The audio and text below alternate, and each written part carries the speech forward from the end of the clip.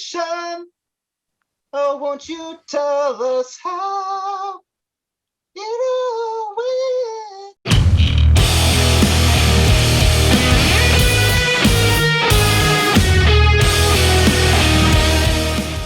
Yeah, that's it. That's it. I just want to hear. I think everyone would like to know how your venture went. Quick little blurb. Awesome. It was good. What'd you do? Got to be a jungle dweller, or my version of one. It was awesome. Just got to hang out, do a lot of hiking, swimming. It was cool. Didn't talk to a soul, basically, for days. Yeah. It was nice. But it was a good time. Yeah. Nice. Saw lots of sweet wildlife.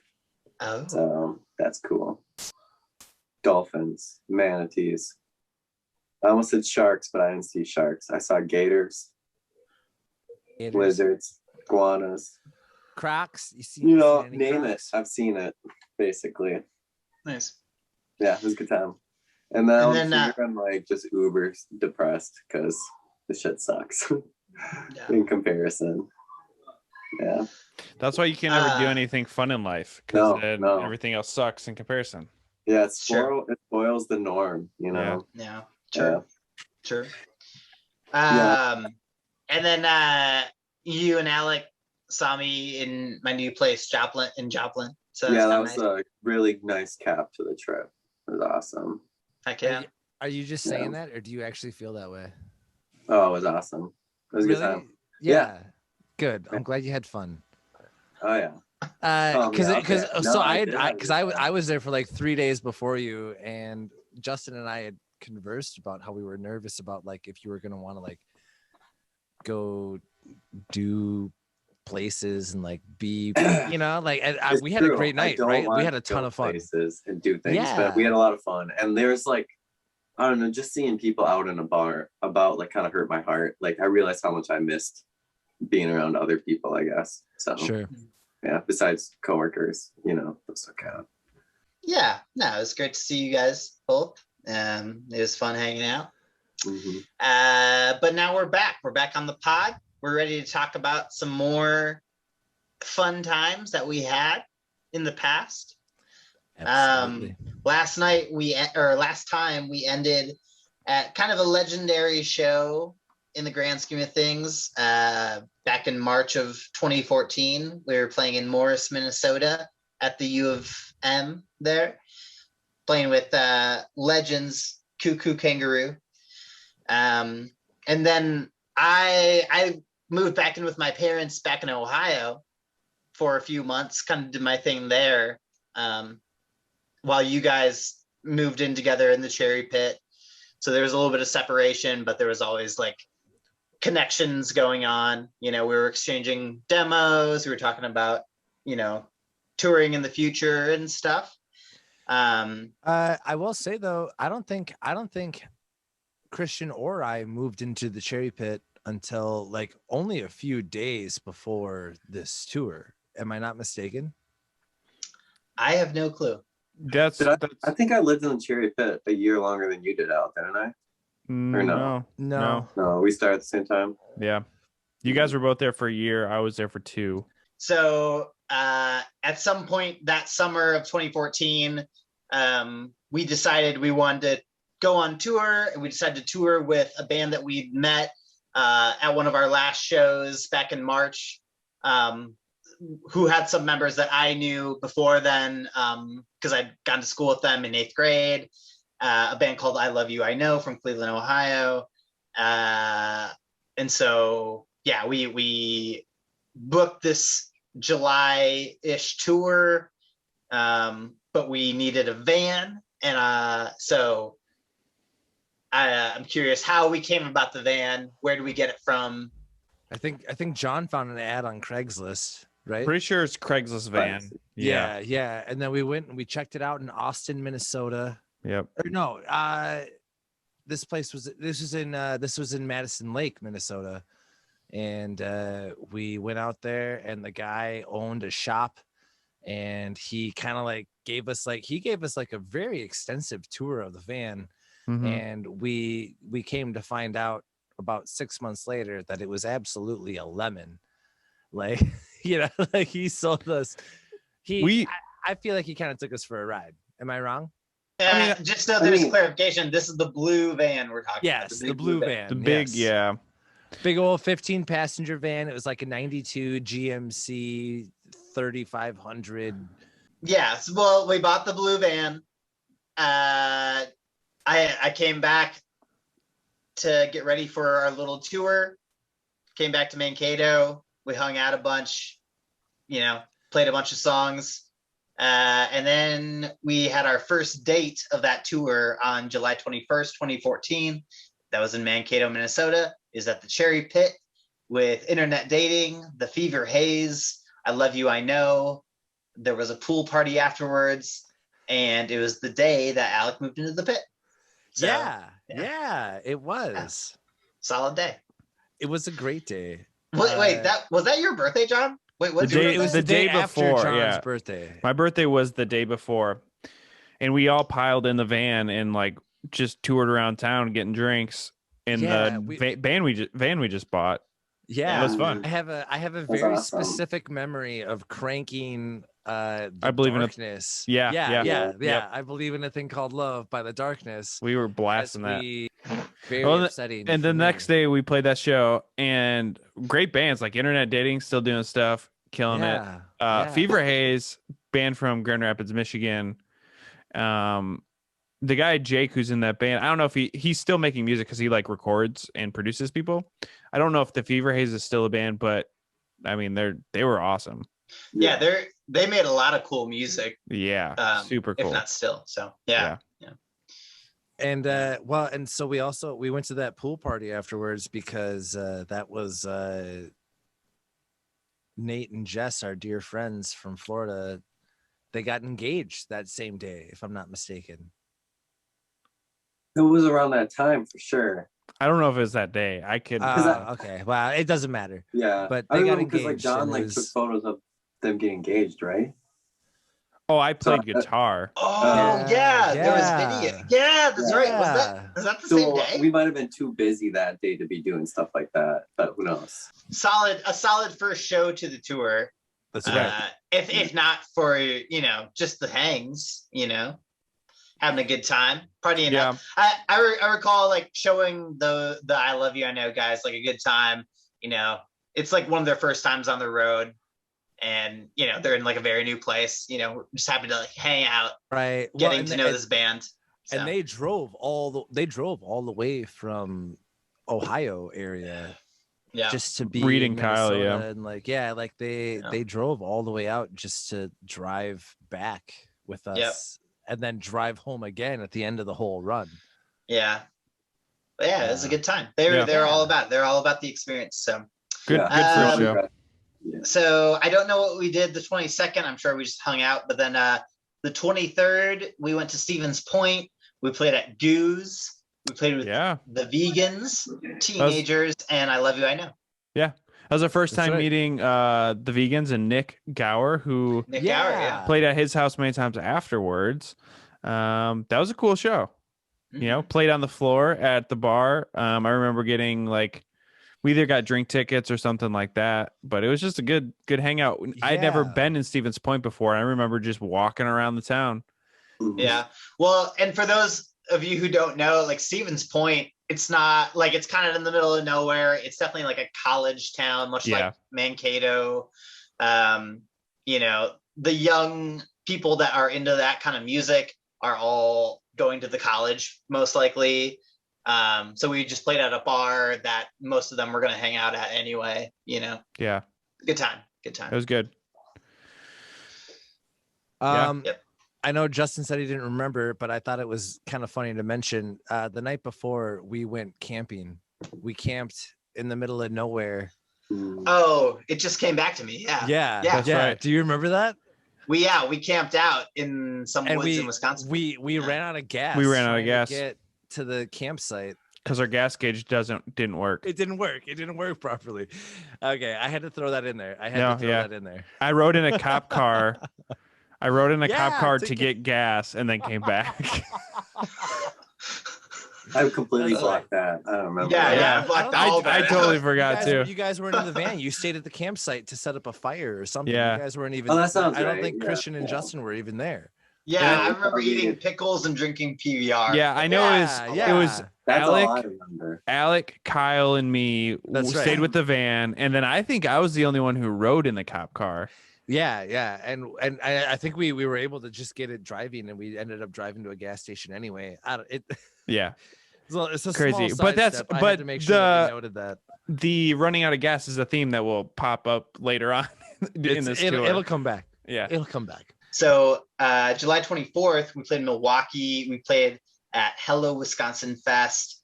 Played with bands like Broadside, Chin Up Kid, Everyone Leaves. So just like a bunch of Milwaukee surrounding bands.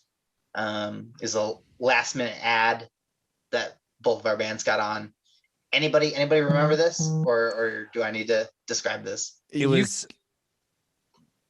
I have one say thought. it. Somebody else. Bands. That's all I remember.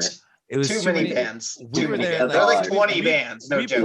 We played at like 3 p.m. Am I wrong? We played. Yeah, like we probably had the best slot of the day. Yeah, and it was at the Macaroni Grill. The Macaroni Grill. It's not written. It's not written down, but or the. I thought it. Grill. It was called the Metal Grill. Yeah. Metal Grill. Yeah. Close. Close enough. Macaroni Grill. I remember. Here's what I recall. Do it, John. The stage was way too big. Yep. As in tall, and there was nobody there. And the band that played before us had a ukulele player, but they were a pop punk band. I was very confused. Mic slam. They did the mic. And he dropped the mic. So he went from intentionally bringing the ukulele up in his song to the mic drop. Yeah. And our friends were there. I know Eric and Spencer and not our Spencer, but our other friend from Milwaukee. Spencer Colhurst, we're there, and that was cool. And then we had, I think part of the reason our time slot was at 3 p.m. is because we asked to do it that way because we had that really long drive. That's right. After. Okay. Yeah. We had the nightmare drive. Yeah, and it was like 15 hours. But I mean, like I think our general feeling from that show and that day was like, this is fun. We're having a good time. This show was kind of weird. Yeah. I think we still got we got paid. Not that this is the only thing that mattered, but at that moment, this was the only thing that mattered. We got paid, like you just said. We got paid, and that was good, considering there was no reason to pay us really. So and the guy was really cool about it, if I'm not mistaken. He was pretty cool. Yeah. I mean, up until this point, obviously we're a very small band just getting started. We've played a bunch of bad shows. I remember this one being one of the first on tour really discouraging. Oh, this was definitely a crappy experience. But we had our friends there, I think, which made it better. We had some friends that lived in Milwaukee that came out and hung out. And then I think the looming long drive made it that much worse. And unfortunately, we didn't have to stick around to see because that's the worst part of a show like that is to stick around to see the 20 other bands because we played at 3 p.m. Yeah. You play early afternoon and then you gotta stay there until 10, just listening to.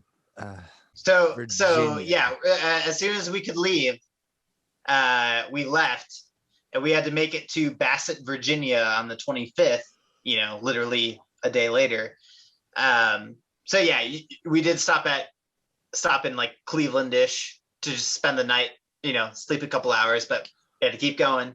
It was very short, and I think we picked up Matt, if I'm not mistaken. That's correct, because Matt wasn't with I Love You, I Know. So Matt is one of the guitarists of I Love You, I Know, and he wasn't with them for those first few dates. He couldn't make it because he had stuff going on, and so we stopped in Cleveland to pick him up, and then continue on our way. But I was gonna say this was one of our first experiences with a very long drive on tour.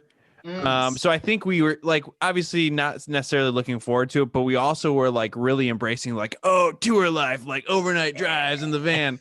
And I remember I have a very vivid memory of just getting out at a gas station at 2 a.m. and just throwing a football around in the parking lot. Oh yeah, was that that drive, wasn't it? That was that drive. Yeah, that was a lot of fun. Yeah. That was a lot of fun. At a Loves, it was at a Loves. This is kind of backtracking a little bit. I think I'm recalling this correctly. but I think it's worth bringing up. But Kyle, the other guitarist from I Love You I Know, I think back when we were in Stevens Point, dropped the line, I'd rather get paid in beer than get paid in money or what at all. Because I think we did only get paid in like drinks and like no money. Is that Stevens correct? Point? Yeah. I can't recall for sure. I can't recall that for sure. But he definitely said something like that made me think like, oh yeah, this is the rock star life. Like, yeah, getting paid in beer and not like anything else. I just remember, that line is infamous now because we joke about it constantly about how we want money. Like, we don't want we want money. I will sell my drink tickets back to you if you just give me the money. I remember that was part of the thing because we had a bigger bar tab and we had more money on the bar tab than we had what the bar paid us. You know what I mean? Like we had like $50 on our tab because we didn't want to spend it because we wanted to keep the money. And then they only gave us like $25 and we were like, well, why did we not like we wanted that money? Just give us our tab. Yeah. And that's when the infamous line came to be. That's right. Yeah, that's right. Good. We really butchered that moment with explaining it, but I'm glad we got it cleared up. Thank you, Alex. Memory lane still trapped. Seriously, yeah. So we picked up Matt, and then we went to where's the next show? Basset, Virginia. That's a long drive. It was a long drive. The Sugar Shack. Yeah. That show was great. It was great. It was a really good show. That show was great. The best show of that tour, like just overall, just because it was our first time playing there. We're states away, you know. Yeah. Long ways away. No one knows us there. Really good people. We met a bunch of people there that, at least one of them I'm Facebook friends with still today. Like we interact. Absolutely. You know, that's cool. I think in my mind I call him Tyrion. Like as in Tyrion Lannister. Oh yeah, I think his name's Taylor. Maybe. Yeah, Taylor. Yeah. Taylor. I'm pretty sure. I could be completely wrong, but he plays in a band now that we played with, kind of recently. Paperback. He's now the bass player for Paperback. Oh. Okay. Yeah. Interesting. Well, let me just lay it out there. So we played at the Sugar Shack. We played with Mockingbird, which was Taylor's band. They were really good. Mockingbird. They were really good. Think like Daylight, Daylight. I love Daylight. We played with Eagle Scout, Tyrannosaurus ex-girlfriend, and Small Town Hangs, and I Love You I Know, obviously. But yeah, it was like a house show. Like, how would you describe the area that we were in, and then like how would you describe like the demographic of people that was there? We were in the hill, like it's Virginia, so it's kind of like hilly. So we were up in the hills. There's like is a neighborhood. I remember walking around a little bit, and the show was in like it's a house built on a hill kind of, and so like the basement part is built into that, and so I remember walking down the steps like outside, going down into the basement, and it was a pretty good size basement for the most part, but the show area was a little bit smaller because it kind of funneled you in a little bit, and I just remember being packed in there. There's like a lot of people. Yeah, I remember that too. And then people, I mean, as far as demographic, it was like people just like us, but that lived in Virginia, basically, that's.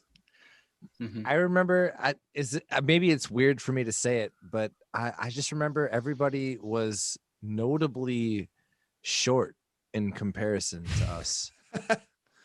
Is that? I do think trying to say that we were in the Shire. It felt like we were. It felt like we were in the Shire.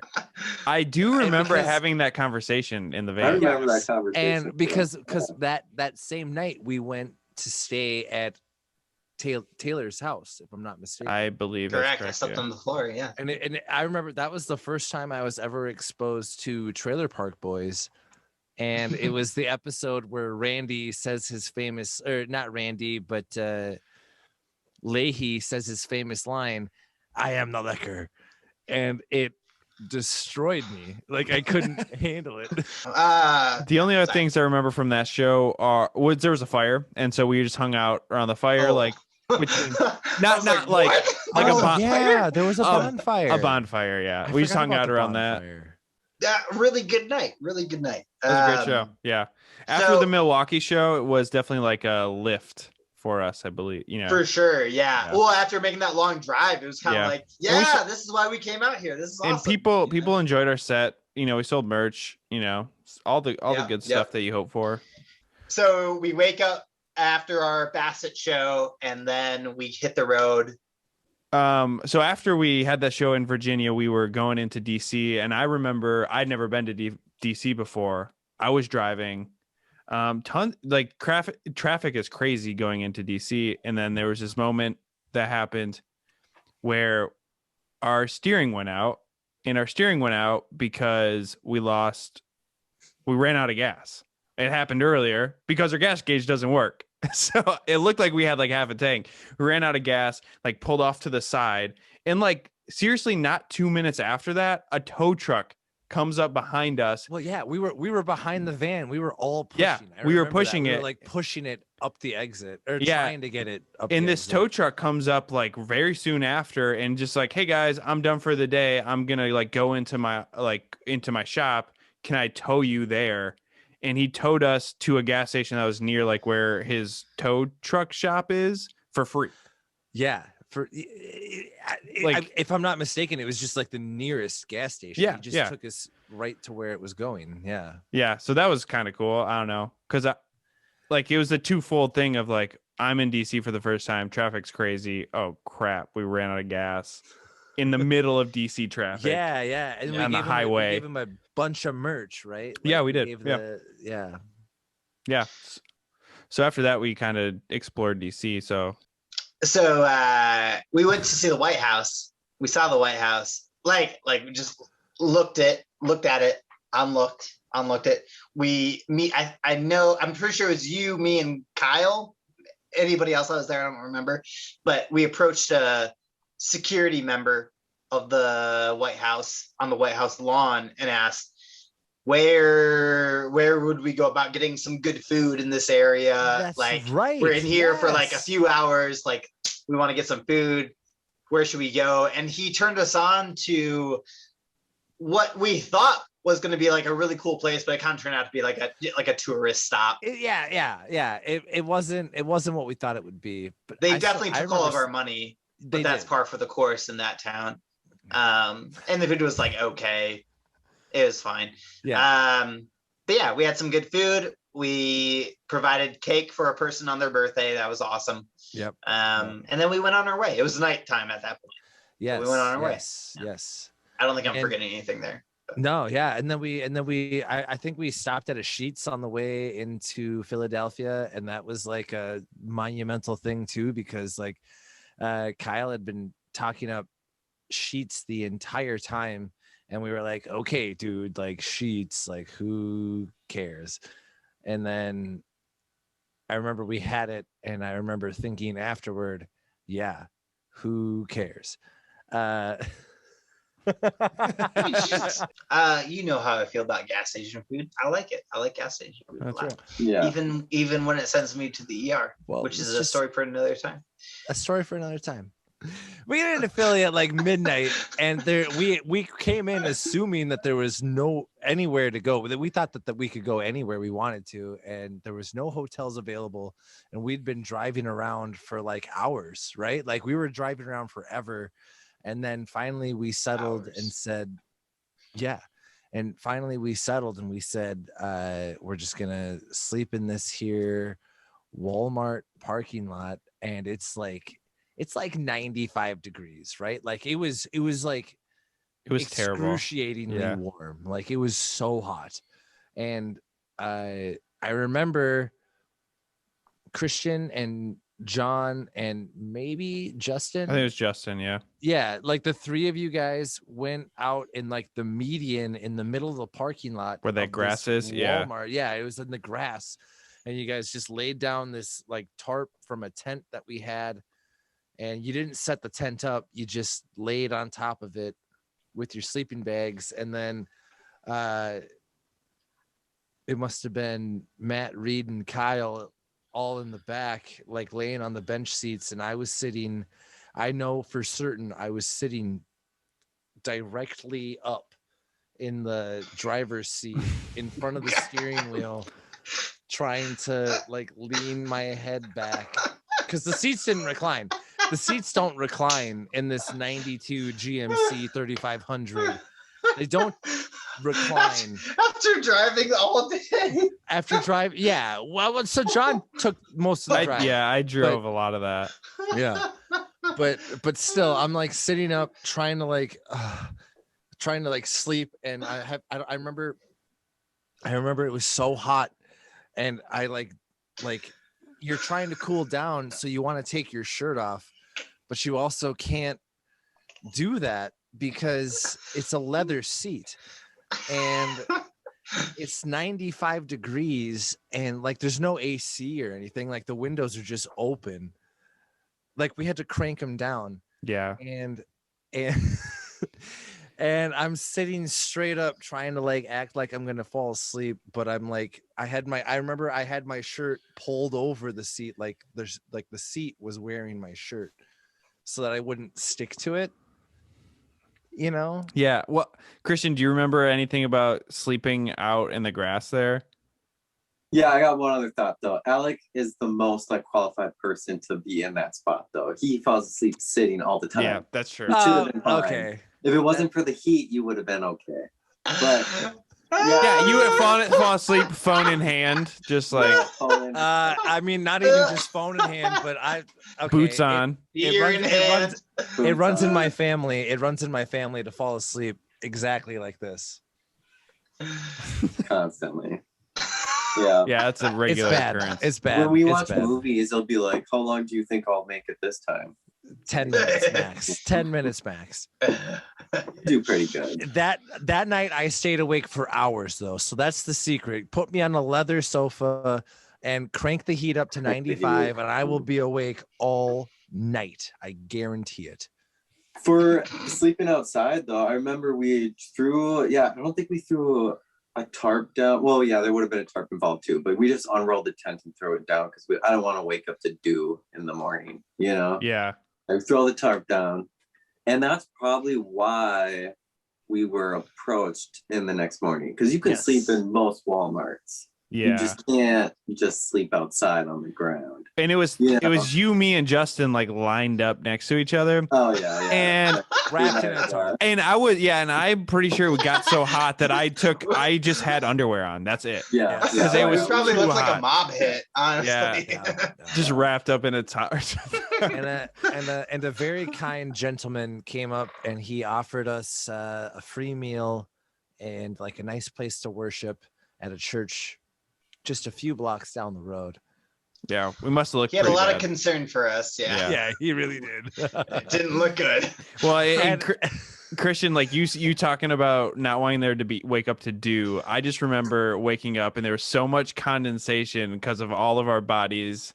Like on that thing, it was probably worse than the dew would have been. I tried sleeping with the tarp later in life, and tarp sleeping's not great. The condensation, not good. It was rough. Yeah. Well, and if I remember correctly, like I was outside of the van, like brushing my teeth, like, and it was just like a bunch of naked dudes, like.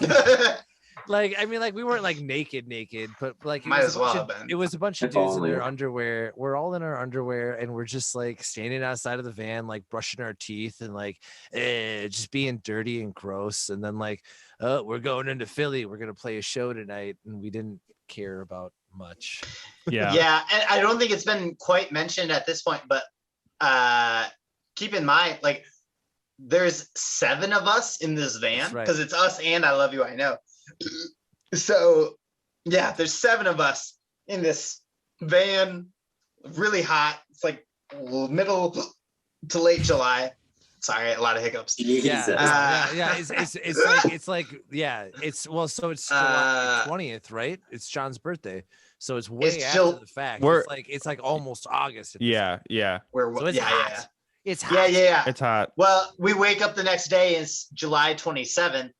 The day of our Philadelphia show. John, do you want to break down our Philadelphia show for us? Can I say one thing first before moving on? Yeah. The high that we had just reached from the previous show being good, like we were waking up, however, to the new lowest of lows. Oh yeah. At that point, like, we did not have a good time at all. Which only got worse in Philly. Yeah, Like, so we woke up in Philly already at the lowest. At least for me, it was the lowest. Yeah. At that point. Okay. Yeah, because we were like in the depths of despair. Like, yeah, it was not fun. But the show was the beginning of the bad. So I did not book this show. It was somebody else. And so up until the point of like the time of load in, the venue kept changing. So there was not a like set venue. There was like this venue or the one next door or something. For whatever reason, it kept changing. So that's never a good sign when you don't have a venue locked in the day of. And we load in, and it's us, I Love You, I Know, and I think one other act was there. 2 other acts. Yeah. And that was Uncle, Father, Oscar. Yeah. Oh yeah, they were really good. Yeah, so there was 4 bands on it. Uncle, Father, Oscar was one. Remember, I can't remember the other name. I'm sure we have it written down. Let's look. So an unlisted acoustic act. It was 3 people total, and they were not good, but they were like professional. They were like trained singers. Yeah. Oh, that's right. I remember the book. Yeah. But they weren't good. Yeah. And they were also very upset that we drank all the beer. Oh, because there was a green room. Yep. Yeah. That was our first. I mean, you want to call it a green room? It was a closet. I mean, that was our first green room experience where there's a fridge with beer in there. We brought Kyle, so yeah. Most of the beer drinking is definitely not our fault. That's I Love You, I Know. I contributed. I contributed. I'll say it. Yeah. I drank that beer. But the people that I listed, the bands that I listed, that's who was at the show, and our sound guy and the bartender. That was it. No one else came. I do remember the sound guy said he liked our set. He said we sounded like brand new, like the classic thing. But at that time in our band, that was like one of the first times somebody had said that. And so we're like, oh, that's cool. That's cool. The first of many sound guys saying they liked our set, and us looking around and being like, you're the only one here. Yeah. Or glad you do. Yeah. We're basically playing for you tonight. Yeah, pretty much. Yeah. This is fine. So after the show, we had to load out, and it was pouring rain. Like it was monsoon rain, right? Yeah, it was a lot. It was a lot. Yeah, I remember just like running with our gear because we were like parked on a side street. Like Philly is terrible. Philly is the worst for parking ever. We were parked at least a block away. Like we had to run a full city block with our equipment in the rain. I mean, like there was like construction. There was like scaffoldings with like weird canopies on them, but we had to like run underneath it, and it was still like dumping. We were soaked. We were like drenched in water, right? Yep. Yeah. I remember that. Truth. And we're doing all of that, and then at the beginning of the show, the promoter had said, "Hey, you can stay with my girlfriend tonight. Good luck with that." And then he left. Right? Yeah, he did say good luck with that, and we didn't know what that meant. Good luck with and so then all of a sudden this girl comes in out of the rain, and she's like taking selfies and spinning selfies. What is it? Spinning selfies. That's how I remember it. Yeah, she was like taking selfies, and we find out that this is said girlfriend or ex-girlfriend, excuse me. But so she takes us to her place, but we're driving around for like, it had to have been at least a half hour that we're just burning gas on the $0 that we made on the show, right? Like we didn't it was bad. I remember circling this place for probably 2 hours trying to find a place to park, and do you really think it was 2 hours? Maybe not 2 hours. It was like an hour at least. Part of that was when people were already out of the vehicle. Yeah. Yeah, because I had dropped you guys. So this really story starts when I dropped you guys off, and then I continued in the van with like Christian and Justin to find a place to park, and we still couldn't. But you guys were then trying to make your way to where we were going to stay. Well, yeah, and so what you got? I mean, okay, so I think, sorry, like we should also mention that the people involved here are hammered. Like the promoter, one of the reasons why the show is being moved is because he wanted to drink, right? You know, so he was drunk. I mean, that's what we think. Yeah, she was drunk, like very drunk. She was. No. Anyways, I'm so sorry. Yeah, no, that's good. It feels relevant. True. There's a lot of alcohol involved, not on our part necessarily. Yeah, not honestly, it's like 0% on our part. Like we're just sober. We were just like sober dudes from Minnesota trying to figure out how to like make our way through South Philadelphia, and I remember we had driven around. I remember I personally had driven around long enough to be like, what are we gonna do here, guys? And then like Kyle, Matt, and Reed wanted to get out. They were like, let's just go into this house and like let's figure out what's going on. They took the girlfriend, and they took my satchel of pertinence, like my sleeping materials, and they all got out and they went into the apartment, and who cares about what happened to them? We kept driving around and it wasn't working out for us. We couldn't find a place to park the van. We had no idea where to go. And so eventually it got to be like, okay, we're just gonna sleep in a parking lot. We don't care anymore. And so so you guys resolve to go to a Walmart. And so I get out and I go into this apartment because all my sleeping materials are there. And Matt has to leave. He gets back in the van with you guys, and you take him back to Walmart with you, where you guys are going to sleep for the night. And so it's me, Reed, and Kyle in this apartment in the middle of South Philadelphia. And upon entering the apartment, I walk in, and the first thing, it's like immediately, like I walk in, me and this guy make eye contact, and he says, "Hey man, you got any booze?" And no, I don't. I have nothing. Like I'm empty. Like, can you not tell that I'm empty-handed upon sight? Like I have nothing. No. And so, and then we find out that the other dude in the building who's now dating the promoter's ex-girlfriend, which is a very pertinent piece of information. There's another guy in the building in this apartment that's dating the promoter's ex-girlfriend, and his name is also ILYIK. And he had like a dreadlock, mullet, and a face tattoo, and so he looks exactly like you. Yeah, we were identical. I barely had a mustache and like a goatee at that time. I barely even had long hair, if I'm not mistaken. But we looked exactly the same. Sure. And so I'm like, okay, I don't care about this. I roll out my sleeping bag. I get ready for bed. The promoter shows up. He's wasted. He's trying to get in the building as you guys are picking up Matt. And we're like, no, you can't come in. And then Matt gets out successfully. And then all of a sudden, he's banging on the door again. And we're kind of like confused about what's happening, right? Like it's weird. And he goes to answer the door, and he's immediately met with a skateboard. And like, so the promoter gets into the apartment, and these guys start tussling around, and Kyle stands up to break up the fight and like ensure that things are going to be all right. And what should happen, but one of them pulls out a knife and is getting ready to stab the other guy. And it was bad. Things worked out. Nobody got stabbed, but I sat right down, I heard. Yeah, he sat right down immediately. He was not interested in the knife.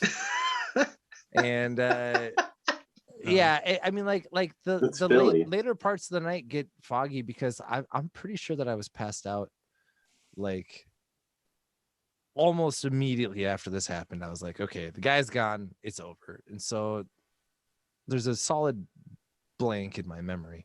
But anyway, we wake up the next day, and I remember waking up and looking around and saying, oh wow, that happened.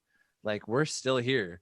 And I bundled up all of my things, and I look at Kyle and I look at Reed, and I'm like, we're leaving. And they said yes. And they very quickly rounded up all their materials, and then we're like headed for the door, and there's just this giant pile of cat poop immediately in front of the door. And so we just took the whole rug, shoved it aside, got out the door. You guys picked us up. We did laundry in Chinatown for Philadelphia, and it was equally horrible. I remember the whole day was shot. Like, I don't think we had a good time until we left Philly. We left Philadelphia. We stopped in a gas station and we took a shower. Do you guys remember that? Oh, we yeah, took a yeah. shower in a gas station, and then we went to Atlantic City and had the time of our lives. But before, we got to tell Christian and I and Justin have to tell our side of the story. Yes, tell it. Yes. And one, like, you mentioned the cat poop, and I remember you guys talking about that place. It was just like a crust punk house. Like, it was. They disgusting. Were crust punks. Yeah, it was bad. Yeah. So we drove around for a long time, let you guys out, and then we were trying to figure out where to stay, right? Christian, but Justin, you were there too. It was us three. I was there, yeah. I remember like parking in a 7-Eleven parking lot for a second. I thought it was 7-Eleven that we stayed. I don't know if we stuck there. No, we didn't, because we were like then trying to look up like where Walmart was or something, and there wasn't anything super close. We had to drive like 25 minutes to get to a Walmart because we were like in the middle of the city. Mm-hmm. And so we drive to a Walmart, get in the parking lot. It's still raining, and for me, I remember just laying down a bench sheet, falling asleep to the rain hitting the ceiling of the van, and it was very, very peaceful, and I slept super well. Same. Especially after we had slept in the grassy median at Walmart the day before. Yeah. That was a great. I don't know how'd you sleep, Justin? Did you sleep well? I don't remember anything from that night, but I assume I slept pretty well just because there was 3 less bodies in the van breathing. Well, how pleasant. I remember being very jealous when you guys picked us up the next day. You were like, yeah, we had a great night. We just sat in the van and like slept with the falling rain, and it was great. And I was like, oh, well, yeah. And it was nice just to be like, have our own space and not have 7 people and just like have some quiet for a little bit. Cause like all of Philly was just, I don't know, it was too much almost. My brain was not having it anymore. You were overwhelmed. Yeah, everything went wrong. And it didn't stop for there. Like, Philly was still bad to us. Like, so when we woke up the next morning, tried to start the van, didn't start. I don't know if you guys remember that. We had to get jumped. I know this is a forgotten piece of memory, and I hate that I'm going to bring it up, but I know that I personally also locked the keys in the van. Yeah. Well, was this like that's right? This was the first time. This is number first one. of many. Career, I already knew that it was going to become a norm. Like, hey, you know what though? Like when you hold the keys for the majority of the time, it's your chances of locking them in the vehicle are exponentially increased. Still. We evolved. We fixed it. We no longer run into this problem. We were rookie band mistake one set of keys. Anyway, so we came and picked you guys up, and then we went to do laundry, and we parked in an area so we could stop at like Gino's Cheesesteaks or something like that. God awful. Yeah. Personal opinion. No, they weren't that good. Wait, I don't even think I ate one. I think they just looked so bad. And you guys didn't like it. You didn't want Cheese Whiz on roast beef? It's not roast beef. I'm a very judgmental, picky person. So I hated it whether I had it or didn't. Yeah. I tried it. It was fine. Like, it's a sandwich, but it was nothing that I'm craving to eat. But we parked there. It took us forever to find a place to park. We parked. Then we locked the keys in the car. Was that the day after? Yeah, that was the day. That was the day after the Philly show. We did laundry, got cheesesteaks, and locked the keys in the car. Oh, Damn. Jeez. What a horrible day. Philly was bad. Because then we went and took showers. I mean, like this was we all left before like noon, right? Yeah, like, because we left Philly. We still got to the beach by like 3:00. Yeah, I mean, Atlantic City's not that far. Yeah, it was only an hour.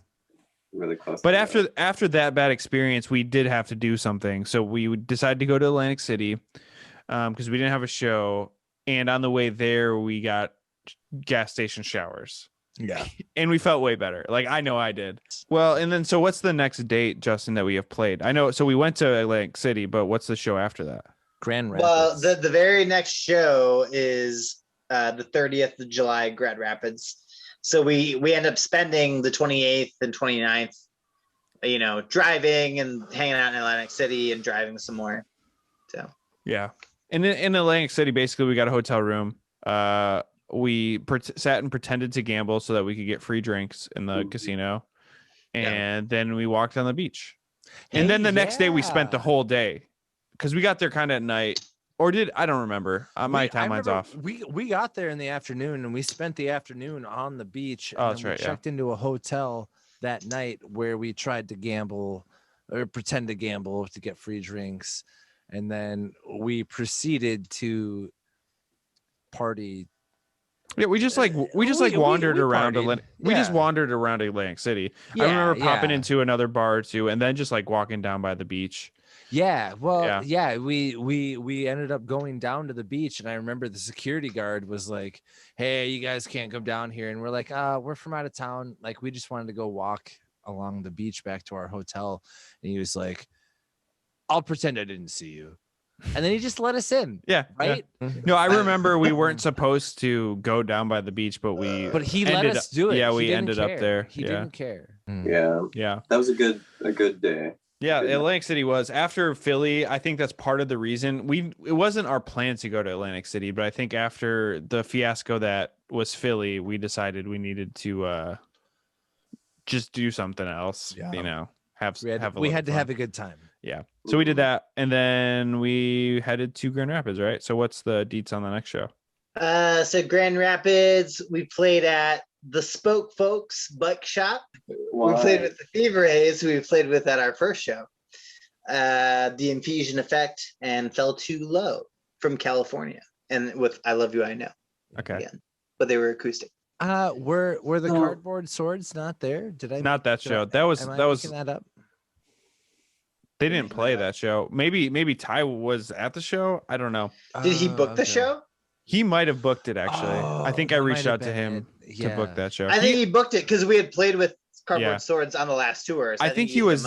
I think he was actually there. Yeah, he was totally there. I remember seeing him and his girlfriend there. But if you notice, our last show was in Philly. The next one's in Grand Rapids. The show, like the route was not drive. The route was not good. No, not great. Beginning rookie band mistakes there on my part, but well, if I recall, we had there's a lot of some dates that fell through. Yeah, there's days that fell through. There's days that got like double booked. So we played Grand Rapids. That was like a bike shop, right? The Spoke Folks was it? It was a really cool bike shop too. Yeah, that was it was a bike shop. Yeah, it was tight to get us set up in there. I remember super tight inside of the bike. Tight space. Yeah, tight squeeze. But it was cool. Played with Fever Haze. They're great. Great band.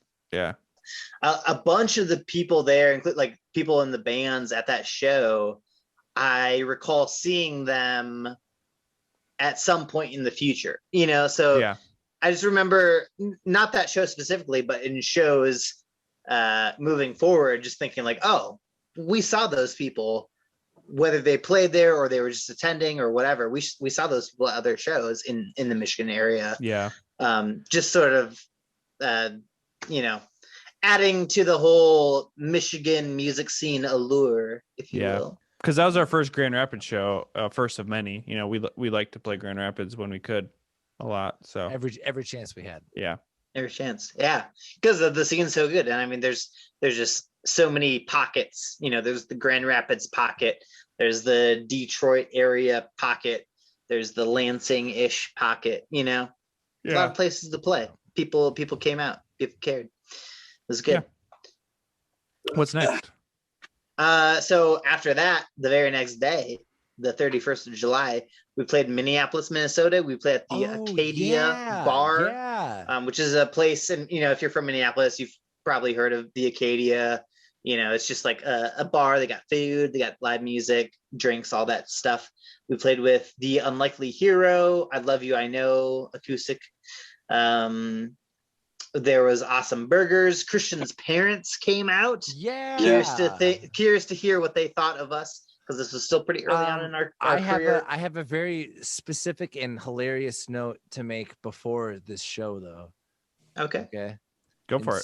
So when we were driving from Grand Rapids to Minneapolis, we had to make it all in the same day. So it's like a very long drive, and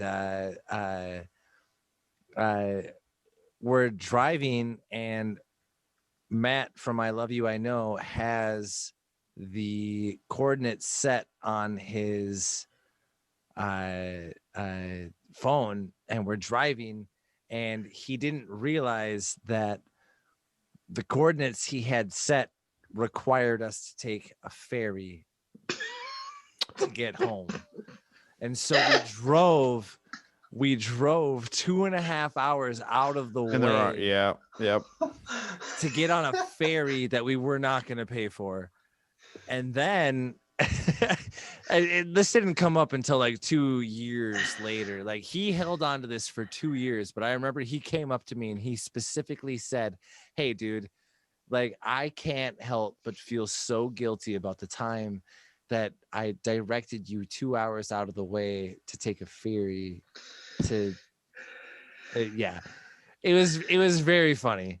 It's literally a scene out of Dumb and Dumber. Yeah, it was insane. It was yeah, just like listening to all of this, it's been a while since we've recounted this whole tour. Like, so many rookie mistakes. It's incredible. Oh yeah, so many rookie mistakes. Well, I mean, I like we did in the last podcast, because we're approaching the end of this tour anyway. Like, one of the things I asked in the last podcast is like, what did we learn? How did we grow? And I think we probably grew the most from this tour. We probably learned the most from this. This was like a roadmap of what not to do, kind of. Yes, pretty much. We kind of were always referencing this tour on things that we wanted to do differently. Yeah.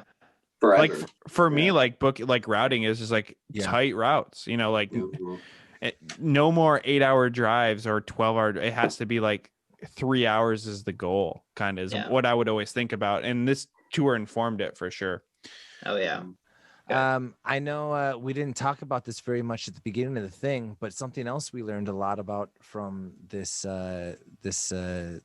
adventure was that at the very beginning we spent like a ton of money on like groceries that we did not eat, like because it was canned food, potatoes, all these things, and then like we learned on our following tour, like we have to buy things that we're actually going to eat and be able to make and stuff like that. Yeah.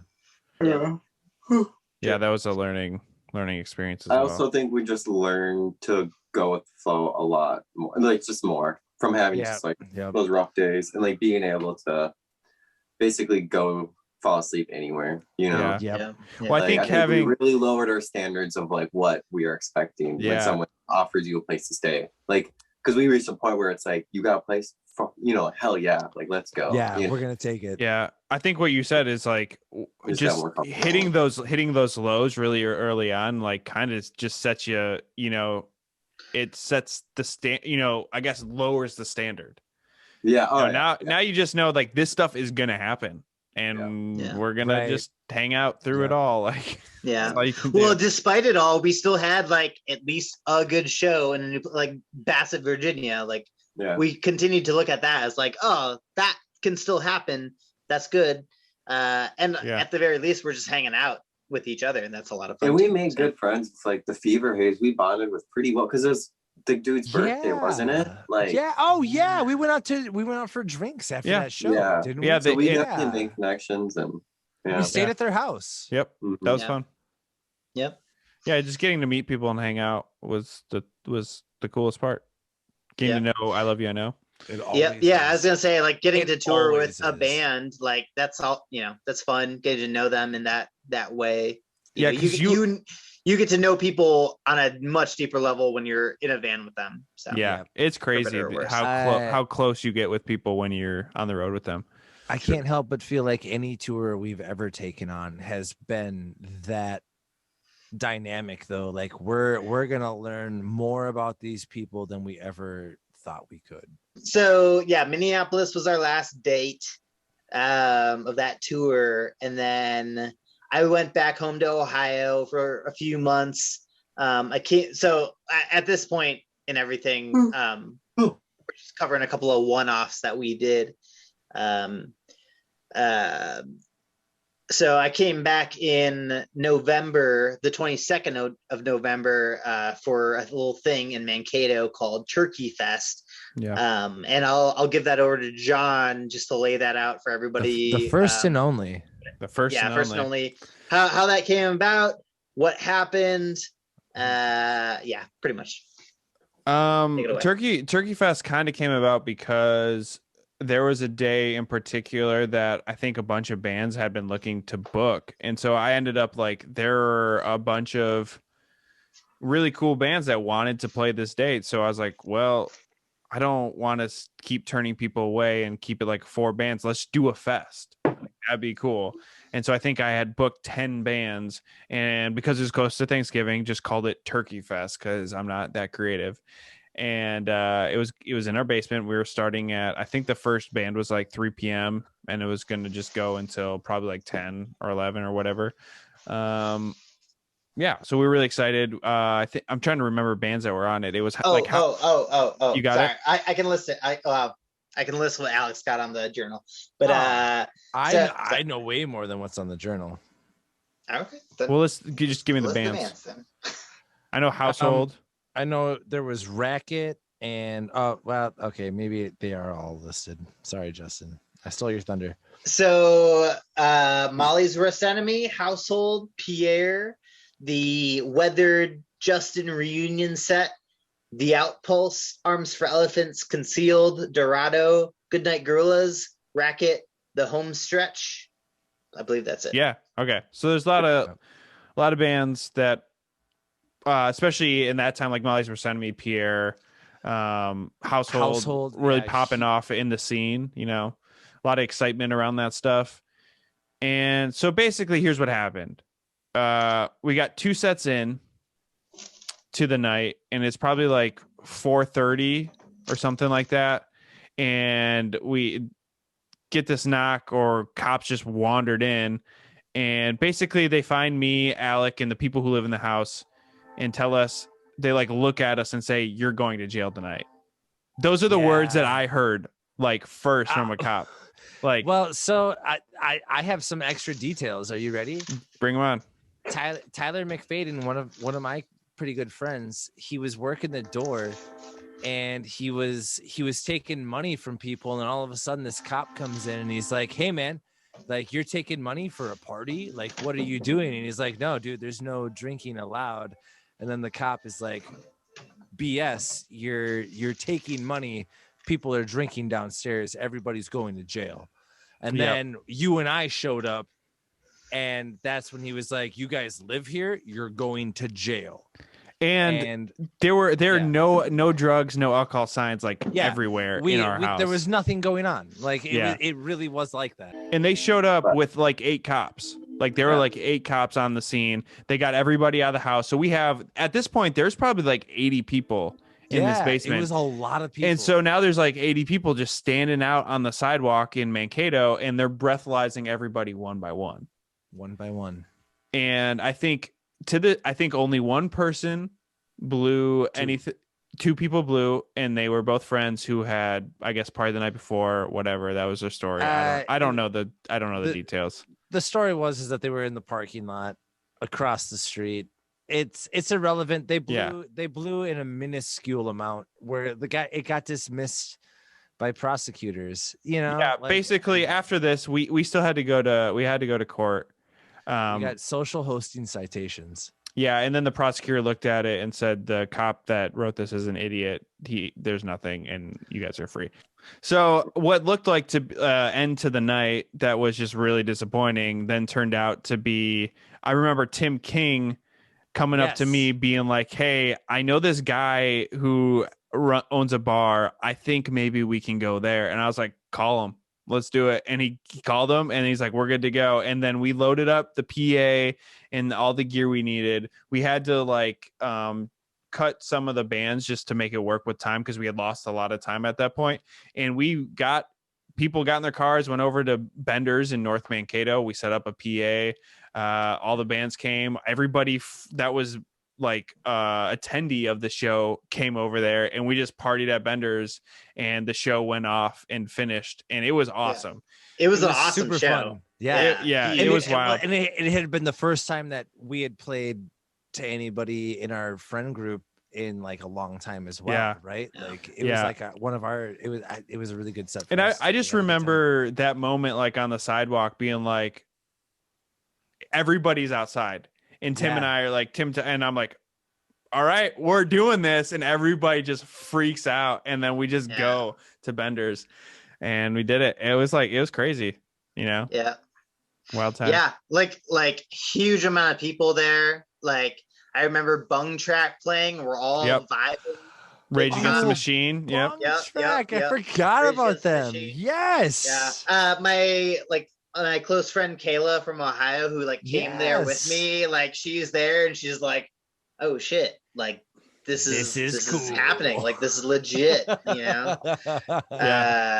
So really cool. Really cool night. In my estimation, like we had been doing a lot of shows at the Cherry Pit, and like that shows too that there were a lot of people that were coming to it. Like there were 80 people there, like by 4:00 for this fest. Yeah, and then after doing that, it just kind of grew, you know, and we continue to do shows at Bender's, you know, and in and around Mankato, but because there wasn't like people wanted it, people were coming out to show support and were excited about it, so we just, you know, had to find a way to keep it going. After that show at Bender's, I went back home. I pretty much told my parents like, "Hey, I'm moving out in a month. I'm moving back to Minnesota. I'm gonna do this band thing. I don't care what you know, whatever happens, I'm doing it. I'm going back to Minnesota." They were very much okay with it. It was, you know, really good. I moved back to Minnesota. I moved in with you guys at the Pit. It was good. We had like 4 more shows until February. Just like a couple of one-offs. One in Minneapolis at the Como Cabana, which became like kind of a legendary house venue in the Como area. Played with Cruise, Teenagers, Remo Drive. I could be wrong, but I think that's the first time we met Remo Drive. Like I know I had booked them at the Cherry Pit, I think maybe before, but they had never seen us play. That's what we never played with them. Sure. We had never played with them. Yeah. Because well, and that was like way before anything that they've done. Early days. Yeah. For sure. And then like a week after that Minneapolis show, we played in Menominee at a house. It was a house show with like Ridgewood and the Vegans and pets with people names. And then the next day we played at Stevens Point again at the Veggie House, which is like a legendary-ish venue in that area. With our friend run by Nick Gower. Yeah. Yep. Played with Ridgewood again. We did like a weekender with Ridgewood that day or that weekend.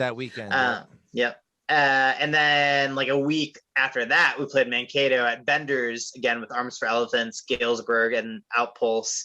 Again, like solidifying what you were saying before, like Bender's became like a staple after the Cherry Pit, like a place to run shows, just cause like we needed a place and like people were still coming out in Mankato and we felt the need to like, you know, keep it up. So, which is really cool. So totally. Yeah, and that's pretty much it for this episode. Cool. That run of dates, but yeah, really cool. Like, you know, like we covered a lot of stuff here.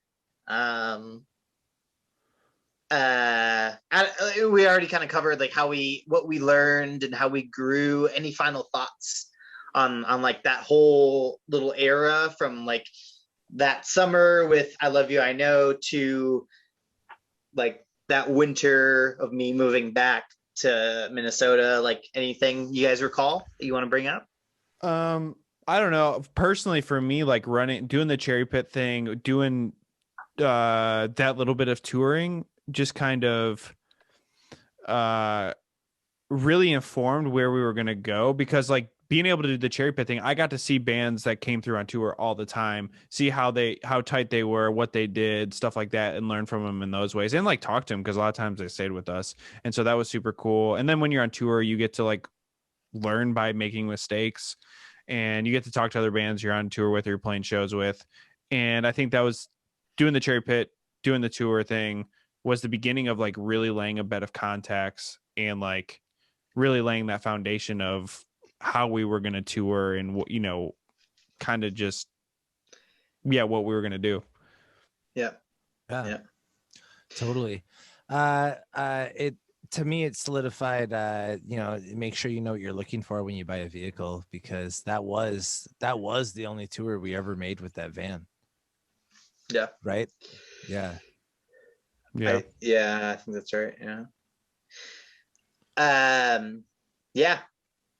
Any thoughts, Christian? Nothing. I like the ocean. Atlantic City was bomb. But I think my main thoughts are just like the connections that we laid in that first tour for sure. Like already like those little one-offs that we mentioned at the end here, like those were possible because of the connections we made on that tour, like meeting Nick Gower and stuff like that. So that's cool. Yeah. Growing pains, but we learned a lot from this tour, this specific tour. And we learned a lot, and it was definitely beneficial in the long run. I think like there were plenty of reasons for us to say to ourselves like, oh, this isn't worth it, or like there were a lot of crappy moments, but there were more than enough moments to make us all think like, oh, we got to keep doing this. We kind of said on the last run too, like we got to keep doing this. This is a lot of fun. Like it's fun sleeping in the van.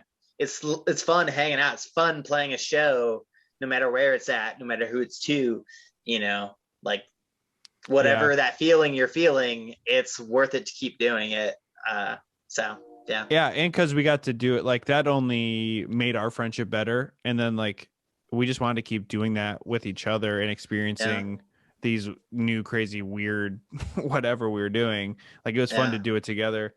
And like not just that, we got to meet so many people, and all these people we talked about like meeting, like our lasting relationships with most of them, and that's super cool. And that's a running theme through people we tour with or we play shows with or we like book cities with a lot. Like these are people that are friends and still are even to this day. And that's super cool. If you're still listening at this point, I don't know why. Be sure to go to patreon.com/weatheredmn. Go check out all the content that's living over there. We got a cooking show. We got Al's Dirty Kitchen, showing you how to cook some legit cool food. Christian's showing off some of his designs and also giving you access to like phone backgrounds and bookmarks and stickers and all that stuff. Like, be sure to check that out. I got some covers going on, and John, what do you got? I'm going to be doing a book club, JB's Books, baby. JB's Books. Hey, so with that, I'm probably just going to talk about books that I like or have read. I might be like reaching, like just kind of throwing it out there on Instagram, like, hey, I enjoyed this book, want to talk about it with somebody. So if there's a book I mention and you've read it and you want to like hop on and talk to me for like 15 minutes about the book and discuss it, that'd be sweet. Because I think that's more interesting than me just talking about something by myself. Like having a dialogue with like somebody who's read the book too. I don't know. I think that's that's cool. I'm excited to check that out. My most adult goal is to join a legit book club. Like Same.